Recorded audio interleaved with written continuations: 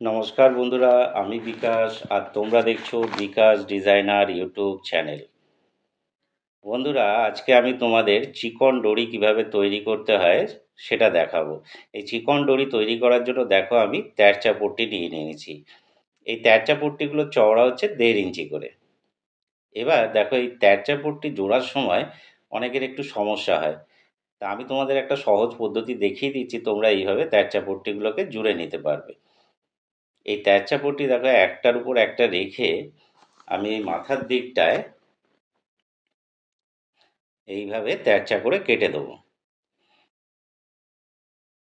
কেটে দেওয়ার পরে এই তেরচা পট্টি একটার উপর একটা এইভাবে ঠিক এইভাবে বসিয়ে নেব। এই বসানোর সময় তোমরা খেয়াল করবে, তোমাদের যদি সোজা উল্টোটা কাপড়ে বোঝা যায় তাহলে সোজা দিকের উপরে সোজা দিকে তেরচা পট্টিটা বসাবে। আমার এই যে চকচক করছে এই দিকটা হচ্ছে সোজা দিক। এইভাবে বসিয়ে নেওয়ার পরে এই মাথায় এখানে একটা সেলাই দিয়ে নেব।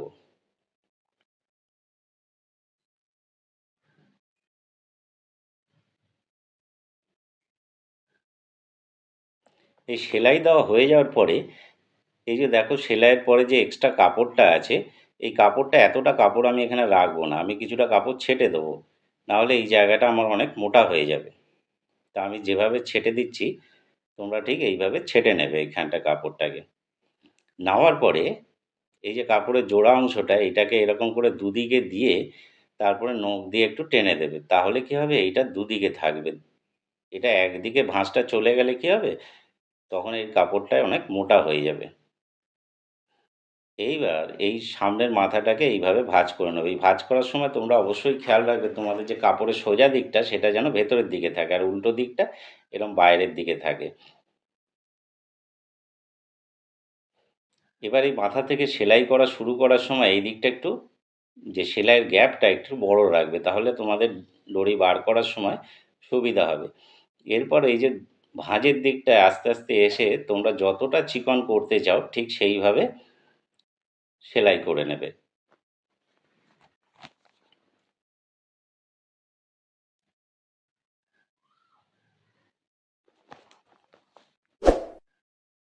বন্ধুরা, তোমরা আমার ভিডিও যারা দেখছো তাদের প্রত্যেককে অনুরোধ করব আমার চ্যানেলটাকে সাবস্ক্রাইব করে পাশে থাকা বেল বাটনটা অন করে দেবে। তাতে কি হবে, আমি যখনই কোনো ভিডিও আপলোড করব সবার প্রথমে নোটিফিকেশান তোমাদের কাছে পৌঁছে যাবে।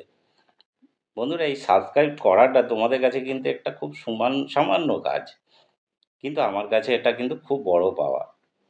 যারা অলরেডি সাবস্ক্রাইব করে নিয়েছো তাদের অনেক অনেক ধন্যবাদ। আর যারা করনি তারা এক্ষুনি সাবস্ক্রাইব করে নাও। তোমরা চ্যানেলটাকে সাবস্ক্রাইব করলে কি হবে, আমি আরও মোটিভেট হয়ে সুন্দর সুন্দর ভিডিও তোমাদের জন্য তৈরি করতে পারবো, যা তোমাদের কিন্তু খুবই কাজে দেবে। তো চলো, আর দেরি না করে চ্যানেলটাকে সাবস্ক্রাইব করে নাও। আর হ্যাঁ, লাইক করতে কিন্তু একদম ভুলবে না। শেয়ার করবে। ভিডিওটা ভালো লাগলে অবশ্যই একটা কমেন্ট করে জানাবে। তো দেখো বন্ধুরা, এই যে জয়েন্টের জায়গাটা যেখানে এসে গেছে আমি এটাকে আবার একটু সেট করে নিচ্ছি। তোমরা এখানে অবশ্যই লক্ষ্য রাখবে যে কাপড়ের এই যে জোড়াটা দুটো যেন দুদিকে থাকে। আমি এখানে দুটো কাপড় জুড়েছি।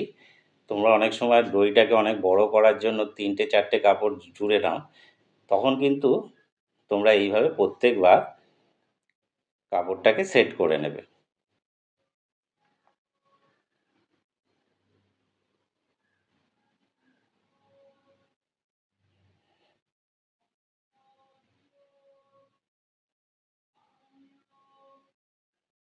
এইখানে তোমরা খুব ধীরে ধীরে সেলাই করবে, খুব তাড়াহুড়ো করতে যাবে না। সেলাই এঁকে বেঁকে গেলে কিন্তু তোমাদের যে দড়িটা সেটা কিন্তু খুব ভালো হবে না।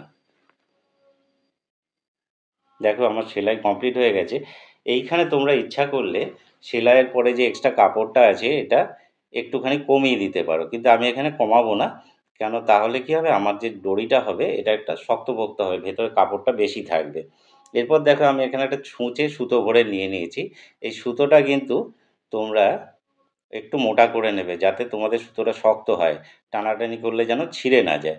এবার এই যে মাথার সামনে এইখান থেকে সুতোটা গলিয়ে নিয়ে তারপরে এখানে একটা গিঁট দিয়ে দেবো।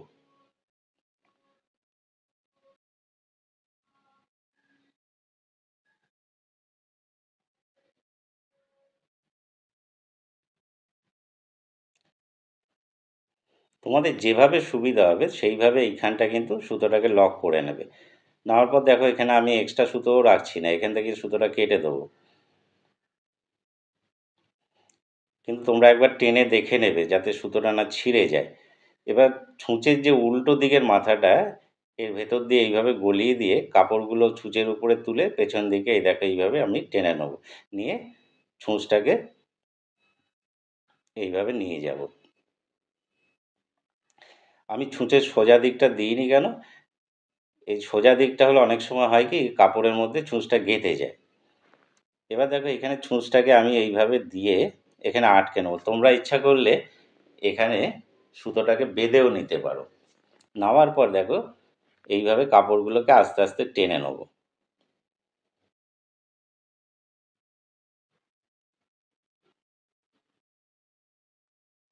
এবার এই যে মাথার দিকটা আছে এইখানটায় কিন্তু আমি খুব ধীরে ধীরে দেখো এইভাবে কাপড়গুলো কি করব, এইখান থেকে এক জায়গায় জড়ো করে তারপরে আস্তে আস্তে টেনে আমি কাপড়গুলোকে এই দিকে নিয়ে আসব। তাহলে কি হবে, আমাদের ভেতরে এই সামনের দিকের কাপড়টা আস্তে আস্তে ভেতরের দিকে ঢুকে যাবে। দেখো আমি একটুখানি ঢুকে গেছে।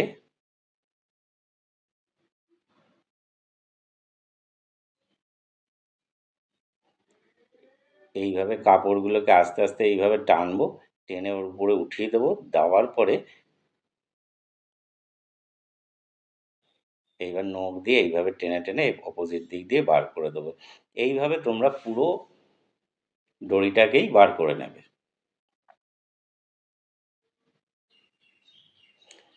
এই দেখো আমি আর একটা মাথা কিন্তু এইখান থেকে বেরিয়ে গেল।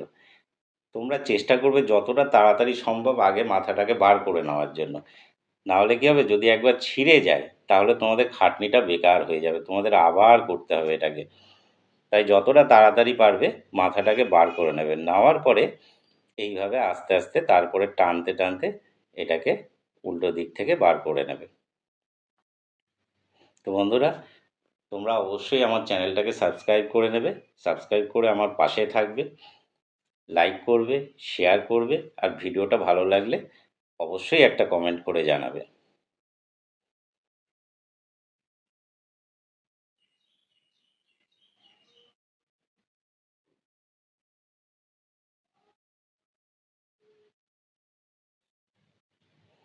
দেখো আমার কত সুন্দর একটা সরু চিকন দড়ি তৈরি হয়ে গেল। তো বন্ধুরা, এই ছিল আজকের ভিডিও। দেখা হচ্ছে পরের ভিডিওতে। সবাই ভালো থাকবে, সুস্থ থাকবে। ধন্যবাদ।